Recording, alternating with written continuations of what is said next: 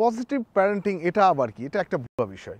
এরকম কথা আমরা যখন ভিডিও দিয়েছি সেই ভিডিওর উপরে এরকম মন্তব্য বাচ্চা-কাচ্চার বাবা-মা আমাদেরকে করেছেন। তাদের দাবি যে আপনাদের এগুলো শেখানোর কি দরকার আছে? বাচ্চা-কাচ্চা কি আমরা বাচ্চা-কাচ্চা ছিলাম না? আমরা কি বড় হইনি? এখন হঠাৎ করে এত ইতিবাচক কেন আমাদের হতে হবে? এটা আপনার একটা চয়েস। এটা আপনি নেবেন কিনা। আপনার বাচ্চা আপনার সিদ্ধান্ত। আমরা কিছু মানুষ আমরা এটা আপনাদেরকে চেষ্টা করি যাতে করে এই সন্তানটা ছোটবেলা থেকে সে যেন প্রপারলি একটা গ্রুমিংয়ের মধ্যে স্কুলিংয়ের মধ্যে থেকে বড় হয়, যাতে মানুষের মতো মানুষ হয়, মানুষ যাতে ভালোবাসে, কল্যাণের পথে যেন যায়।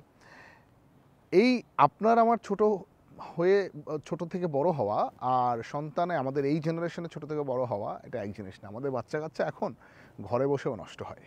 আপনি দেখছেন না, জানছেন না সে ফোনে কি দেখছে, কারদের সাথে সে মিশছে। এখনকার বাচ্চা-কাচ্চা কিন্তু অনেক এগ্রেসিভও।